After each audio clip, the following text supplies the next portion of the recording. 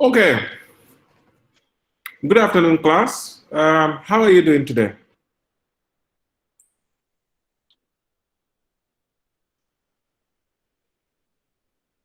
How are you doing? Oh, we're fine. Good, good, good, good. Yeah, so I think we'll go ahead and we'll go ahead with the class as planned, so that on Friday we can finish short-term decision making, and hopefully next week we can just complete accounting for long-term decision, and we take our exams. Okay, so that's my plan. I think let's all work towards it. So next week also we're going to have 3 classes, inshallah, so we can try to complete accounting for long-term decision making. Hopefully on Friday we'll finish this one.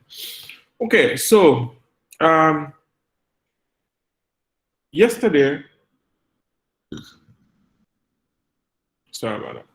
Yesterday we were looking at we are looking at a question on we were looking at a question on sorry. Limiting factor. A limiting factor, exactly. Sorry, I not concentrating. Right. So we were looking at a question on accounting for limiting factor decision, and we answered an exam type question, which is a mixture of both make or buy decision and limiting factor. Okay, and please take note. If questions have to appear in the exams, they will appear in that form. Okay, so that's really important. So if you don't understand that question, please ensure that you go back and look at the video and try to practice it. Okay, we did it thoroughly yesterday. We definitely did it thoroughly. Okay, so please, if you don't understand anything in it, go back, play the videos, and try to practice the question. So I've also shared with you the downloaded spreadsheet version for your practice. Okay, I've sent it in the morning on your WhatsApp phone. Okay, so today we're going to look at another new topic. It's a small one though. It's called further processing decisions. Okay, accounting for further processing decisions. Okay, so when we talk about further processing, what are we talking about? When we talk about further processing, what are we talking about?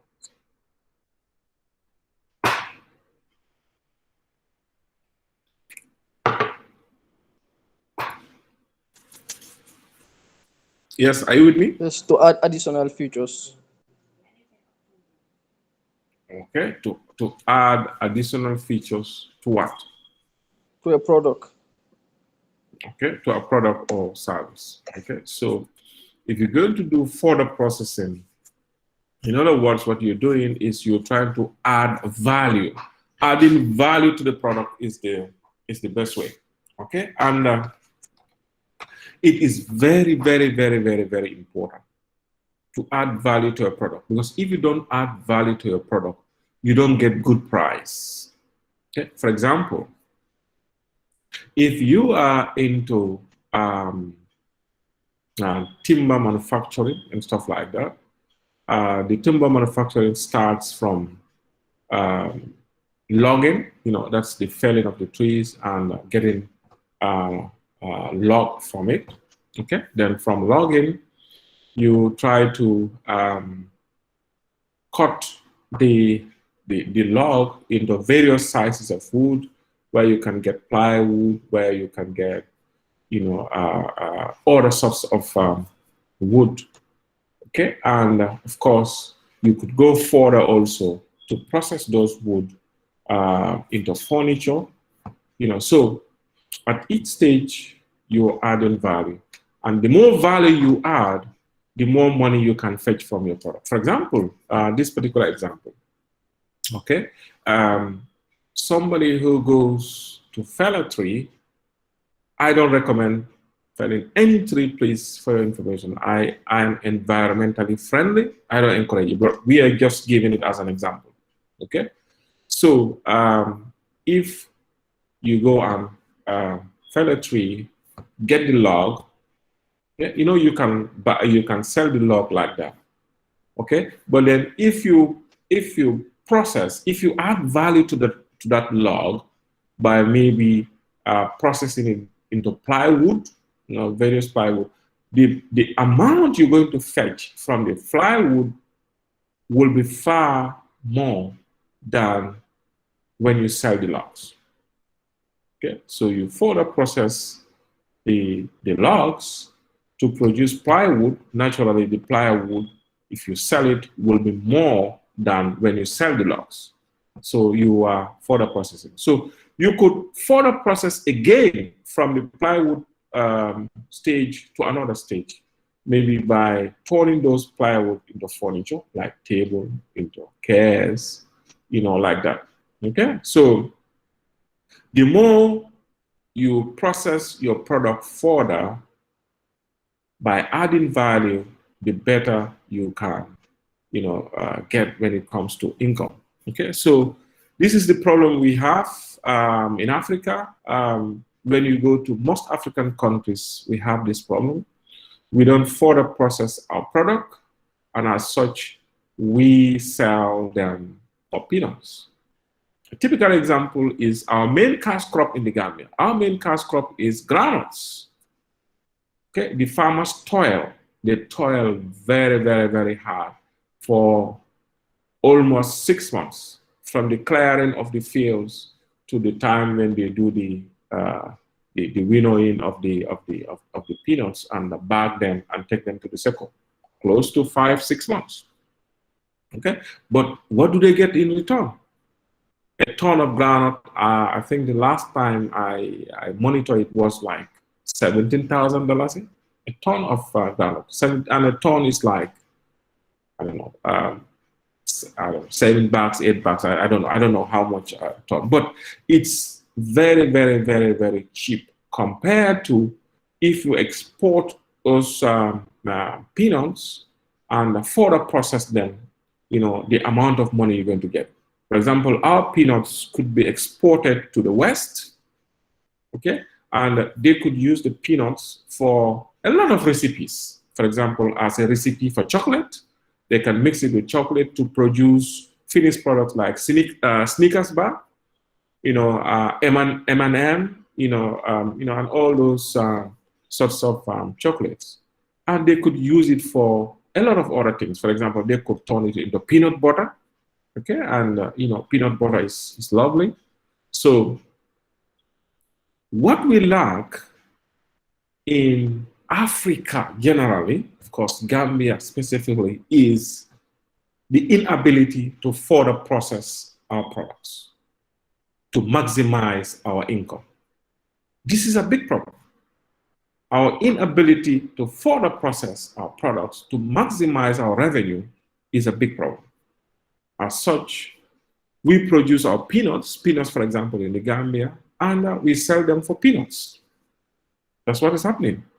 We produce our peanuts, we toil for them. Farmers spend 5 to 6 months under the hot burning sun only to get peanuts in return for their peanuts. It's exactly what is happening.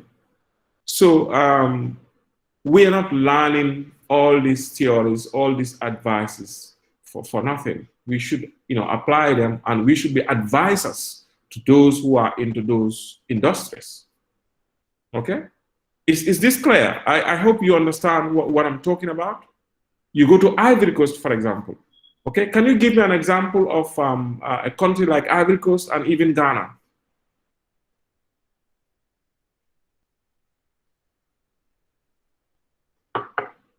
Are you with me? Yes. Yes, we are with you. Yeah. So Yusuf, can you give me a typical example of, you know, a lack of further processing in African products. There are so many of them. Gambia is not only our peanuts, but there are other examples also. So give me an example.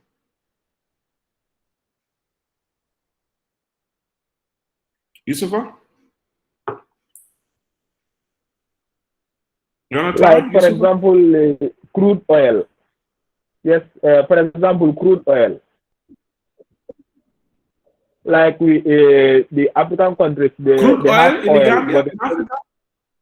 I'm talking, I don't know whether it's the network.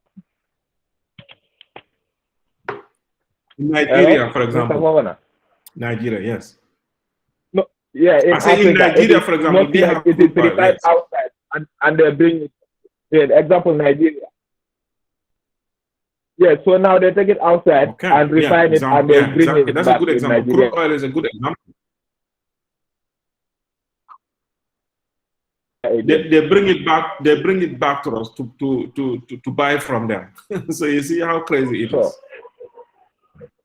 Yeah, that's a good example. Any other example, Ibrahima Trawale?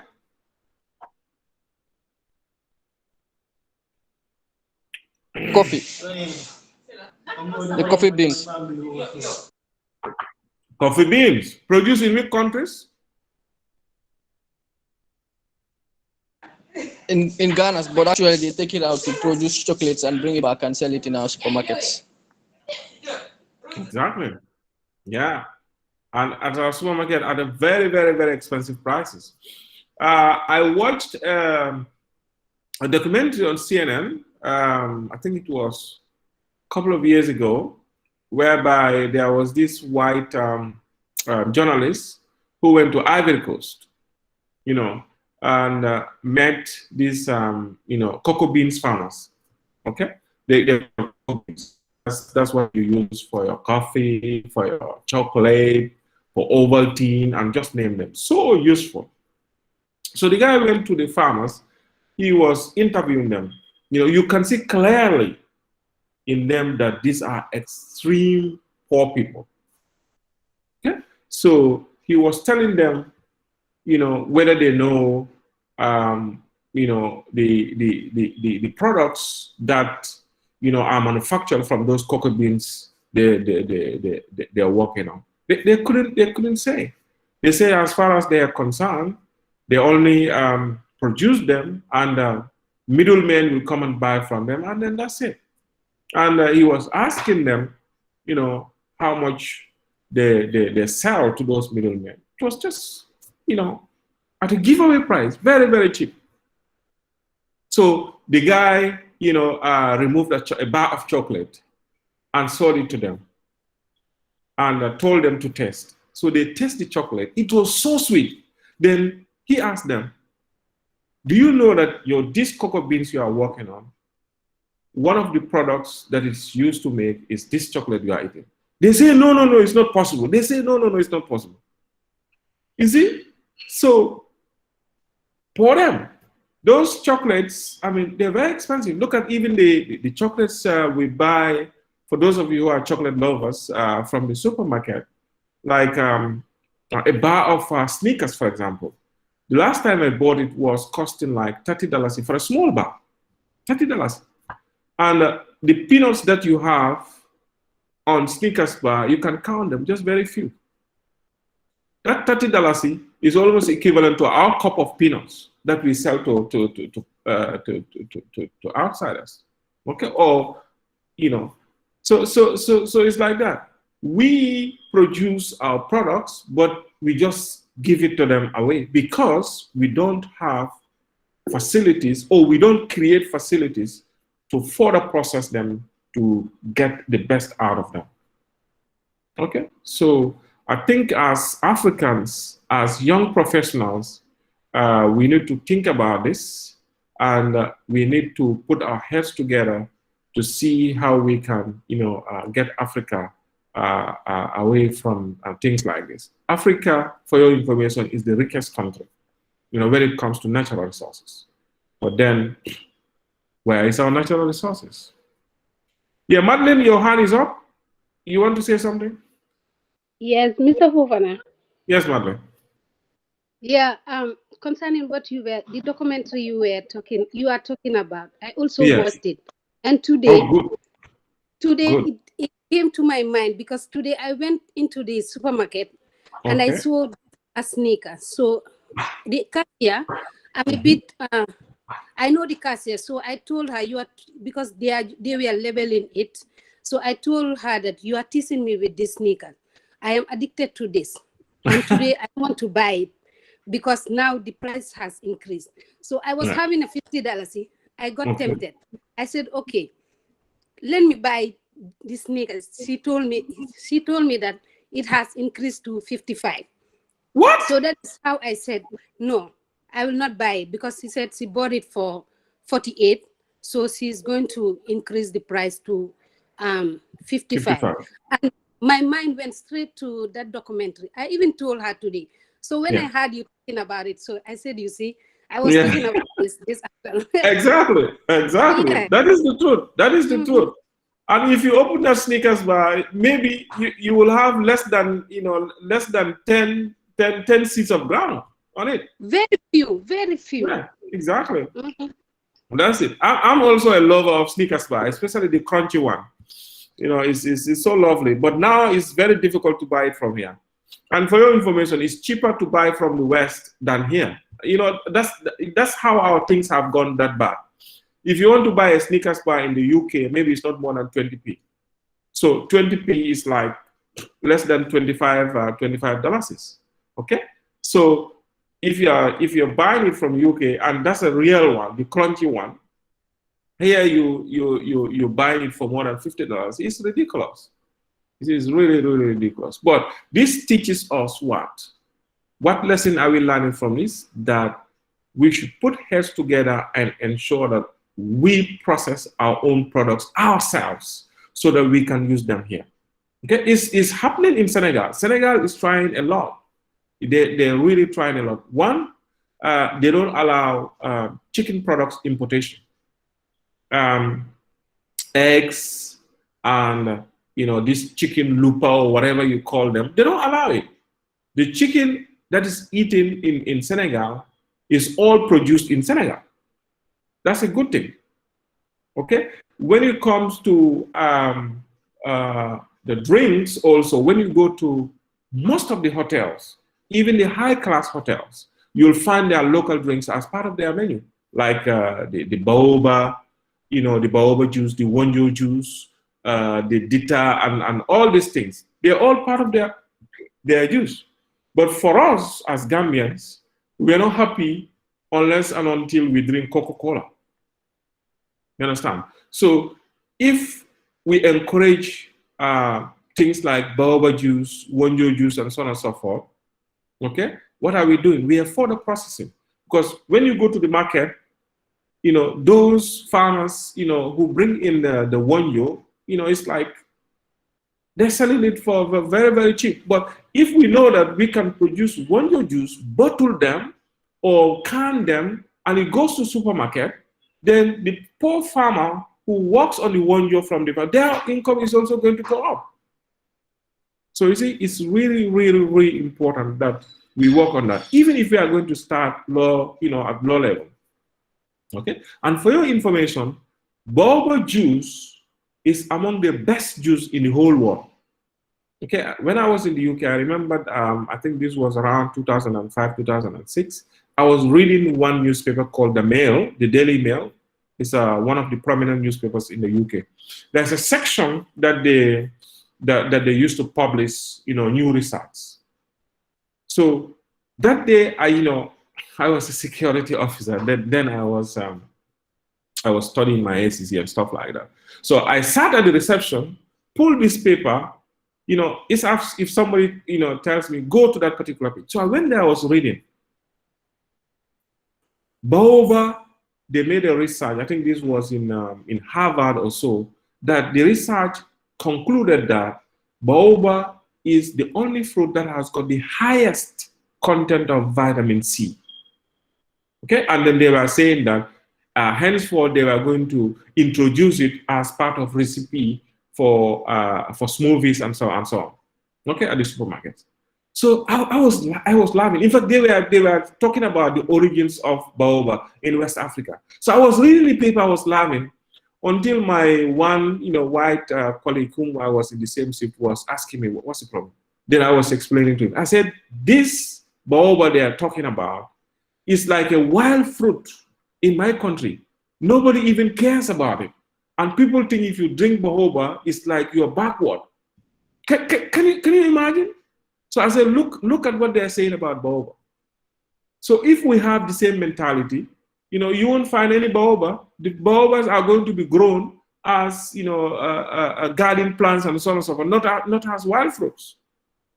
For your information, take note of that. Baobab is very, very, very good.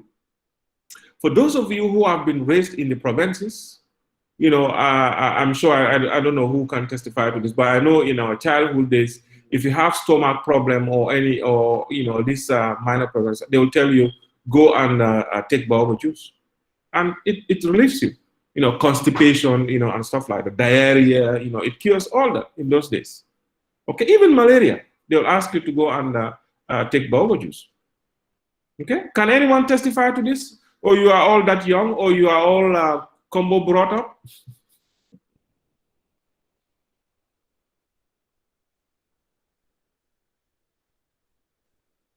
Who has experiences or who has known something about baobab?